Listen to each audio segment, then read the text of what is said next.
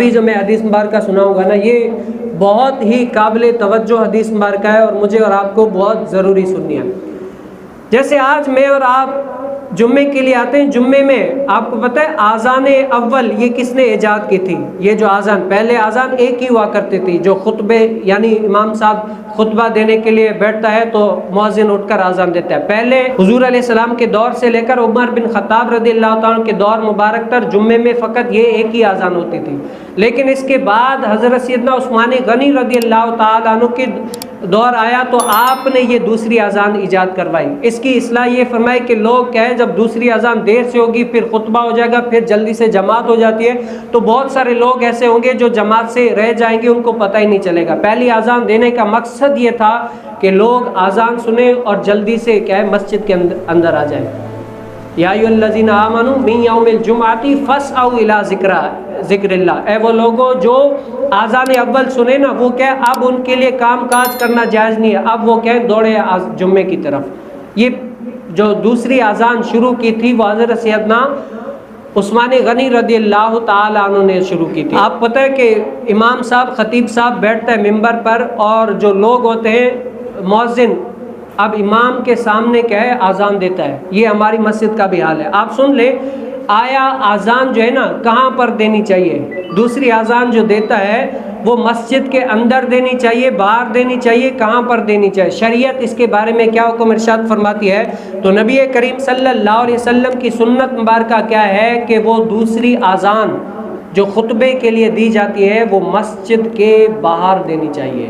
کہاں پر دینی چاہیے؟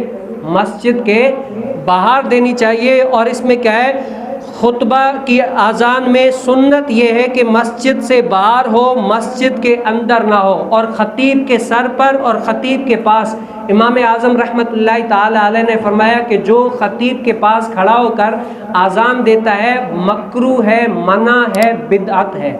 اور بدعت بھی کون سی ہے آپ کو پتہ ہے؟ بدعت کی دو قسمیں، بدعت سیئہ خراب بدعت اور بدعت حسنہ اچھی بدعت۔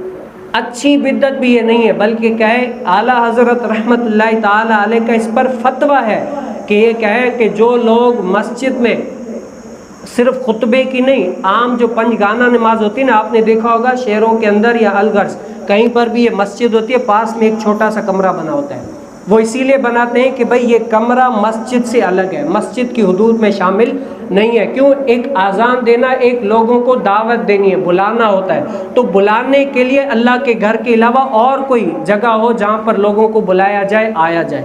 اسی طریقے سے اور اعلیٰ حضرت رحمت اللہ تعالی علیہ فرماتے ہیں کہ مسجد کے اندر خطبے کی آذان دینا یہ کیا ہے، یہ مکروہ ہے اور گناہ ہے، جو دیتا ہے وہ گناہ گار ہوگا۔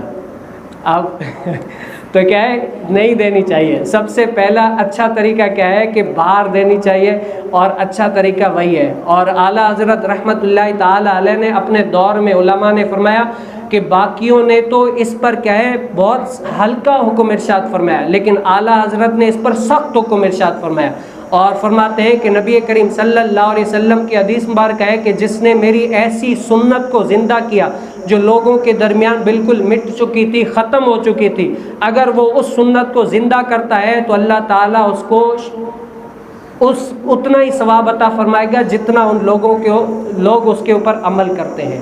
تو اعلیٰ حضرت نے اس سنت کو زندہ کیا۔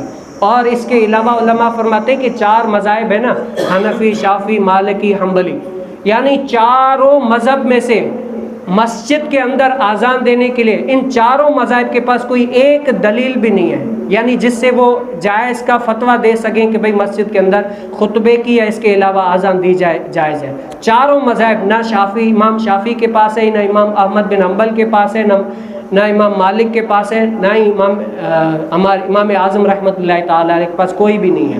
ہاں صاحب ہدایہ کچھ تخفیف نکالتے ہیں، باقی کیا ہے بہتر سے بہترین کیا ہے کہ مسجد کے باہر دینی چاہیے تھے۔ ہم کافی یعنی عرصے سے یہ کوشش کر رہے ہیں کہ یہ حدیث مبارکہ آئے آج الحمدللہ آ گئی، تو کوشش یہ کرنی چاہیے آج سے انشاءاللہ ہم کر دیتے ہیں کہ بھئی آج سے ہماری جمعے کی آذان ثانی کہاں ہوگی؟ مسجد سے باہر ہوگی۔ تو اللہ تعالیٰ سے دعا ہے کہ اللہ تعالیٰ مجھے اور آپ کو بھی نبی کریم صلی اللہ علیہ وسلم کی سنت کے اوپر عمل پیرا ہونے کی توفیق نصیب فرمائے۔